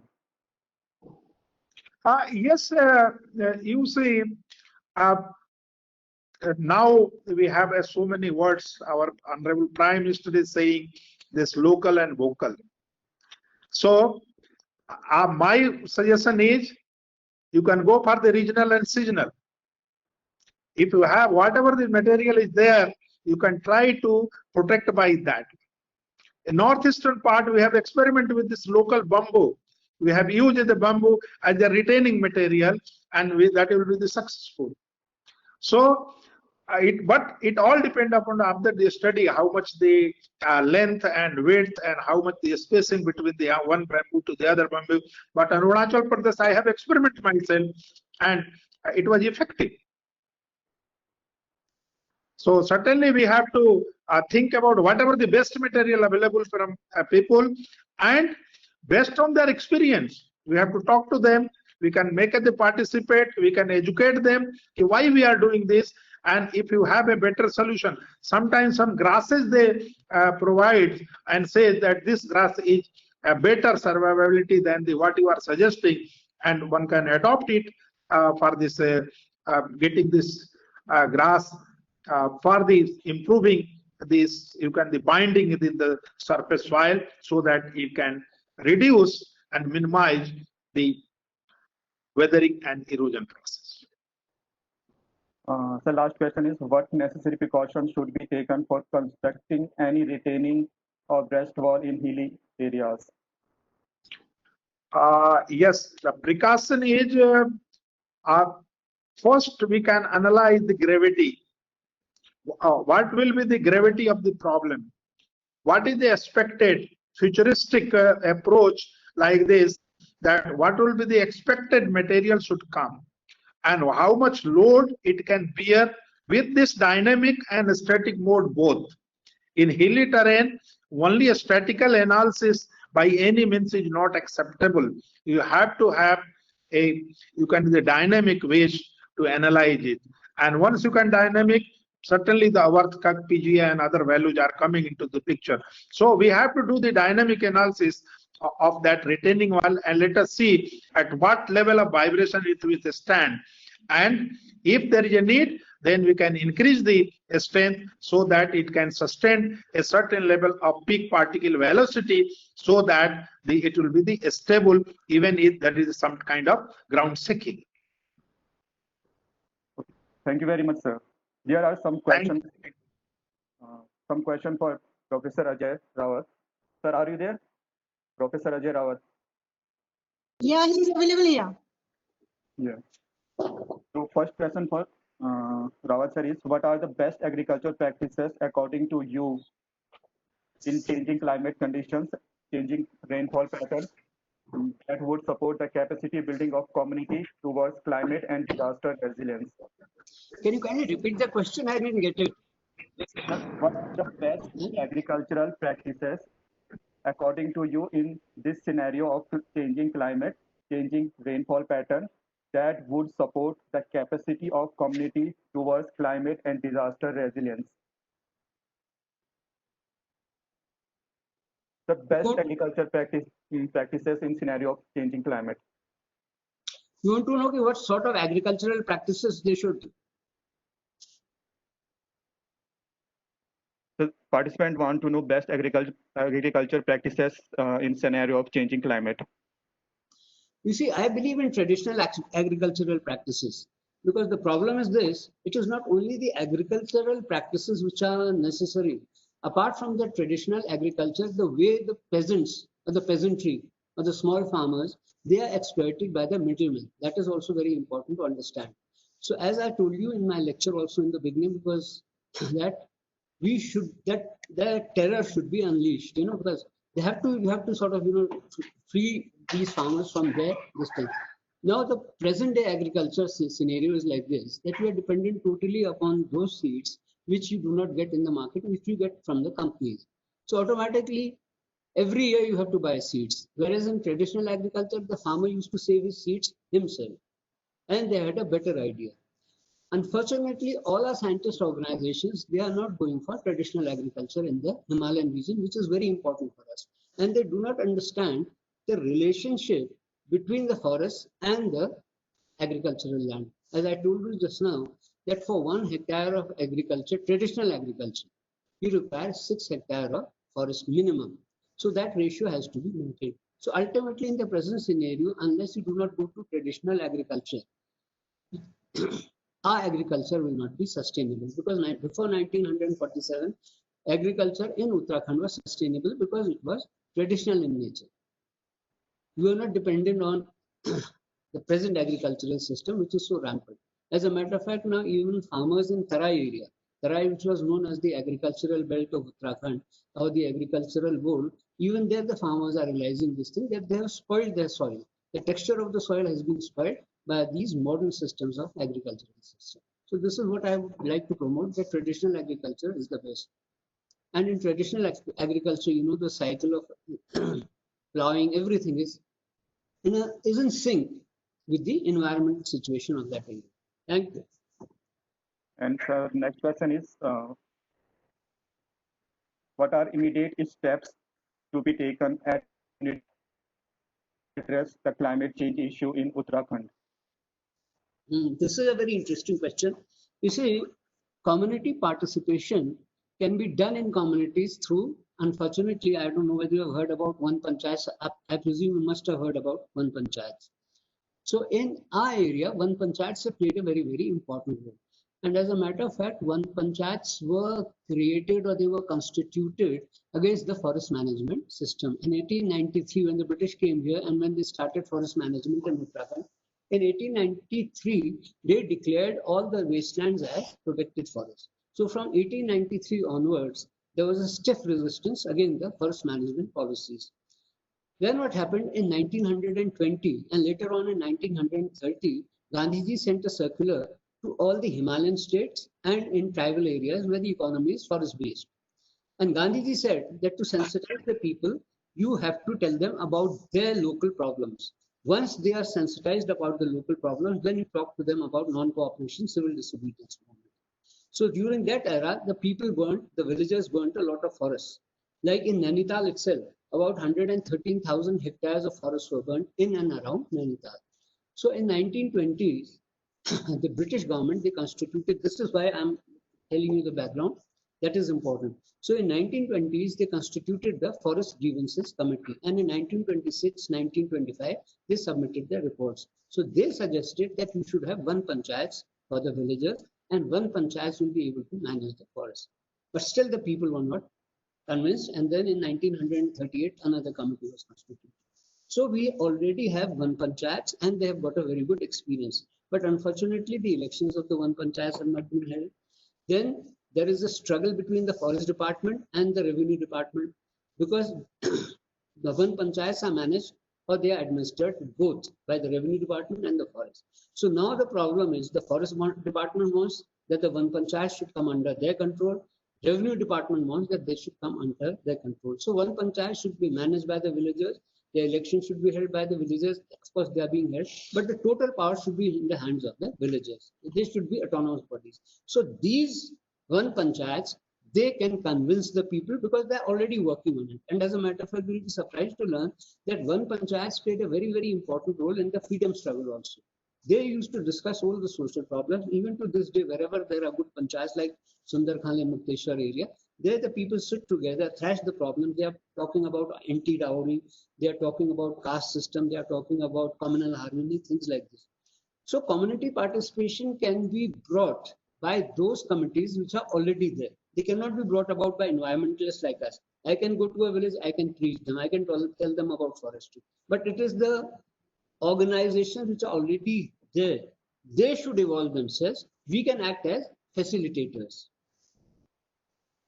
So community participation is necessary. And then at the community level, we should tell them this is happening. Like I was telling you, I told Chief Secretary Mr. Tolia at one time that the forest officers and the police officers, there's hardly any job for them in the hilly areas, except for the fire season. So when a DFO goes on a tour, he can sort of visit one village school in a month and deliver a lecture about entertainment. Now that becomes an entertainment for the villagers because there's so much of monotony. So they can play a very, very vital role. Similarly, the police stations in the hills, they have ample of land. So the police people and the villagers, they can do a lot of plantation work in the police stations areas which are in the hill areas. And then our police will be a green police. The idea caught up, and for 2 years when IG Ganesh Martolia was there, this thing was in practice. But later on that it discontinued because unfortunately in bureaucracy is if I do some work, the next bureaucrat, my successor will, discontinue. So there are a lot of things. I mean, I'm talking about experiments, which I have done already. The last question for you is, what are your views regarding the integration of traditional agriculture system with the modern agriculture system? You see, traditional agriculture should not be integrated with modern agriculture, because then in modern agriculture, we are dependent too much on the market, we are dependent too much on the scientists and everyone. Our traditional agriculture, the villagers are themselves, they have got very good knowledge. Now, for example, have you heard about Harela? There is a very famous festival in Harela, in which people plant 7 or 8 seeds during the rainy season. And after 15 days, when the saplings start blossoming, then Harela festival is celebrated. So basically that Harela was done to test the fertility of the soil. So the villagers themselves, they are very well informed. Similarly, I don't know whether you've heard about that the villagers in Uttarakhand, during the British period and afterwards also, they had very good knowledge of pharmacognosy. As a matter of fact, I'll give you an example. Like, I do not know the scientific name of Kanju, I have forgotten. There is an ailment called eczema, skin disease, and there is no treatment for it. Neither in Ayurveda, nor in homeopathy, nor in allopathy. Like that ring, cutter and all those things you get, but they are useless. But if you apply the paste of kanju leaves on eczema for 1 month continuously, you'll be all right. And this is what the villagers are doing. Similarly, the villagers are aware of this fact that the wood of Devdar, if the bark of Devdar is used with the resin of the Devdar tree, it is an antidote for snake poisoning also.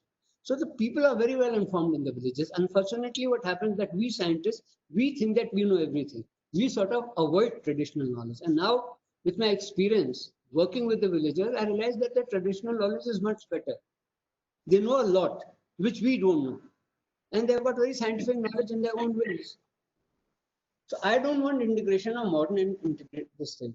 Let the villagers work the way, let them do their traditional lifestyle, let them just encourage them and create market linkages for them. This is enough. See, Madhua was not, people used to have Madhua in the hills. Your Thatwani and Chausa, Wasa, so many things. All these lentils and all, they were in use in our fooding system, in our foods, in our cuisine. And they knew about it. That this, like, what do you call that?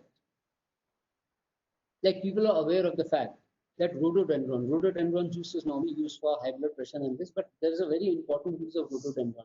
The villagers know this thing, that rhododendron petals of the flower, they are very good for, you dry them up, convert them into a powder and have it with mystery that and black pepper. It is the best treatment for amoebiasis. For amoebiasis also there is no treatment except for acupuncture, and acupuncture is not so good in India. So if the villagers are themselves well aware, they know traditional knowledge. You see the water harvesting system in Uttarakhand. We used to have these water mills. We used to have dharas.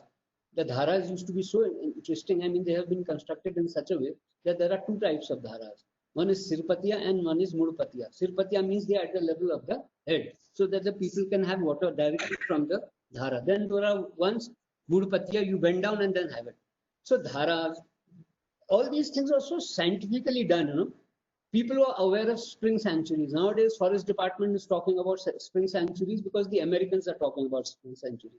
If you see the settlement patterns in Uttarakhand or in the hilly region, the people used to stay in the river valleys. They used to reside in the river valleys. And then after 2 or 3 years, then they shifted one house or another house was on the ridge. And on that ridge, they didn't settle immediately. They used to watch for 2 years, 3 years. There used to be erosion, there used to be landslide. After 2, 3 years, when there was stability, then during summers, they used to shift to that place. And then when they reached or when they resided on the ridges, then the first thing they did was to find a water point.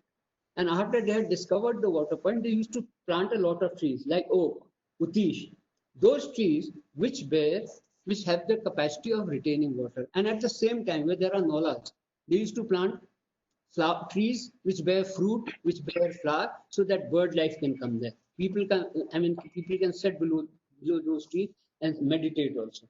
So people are so well aware about traditional. You know, what is this Jal Nigam and Jal Sansthan doing in this?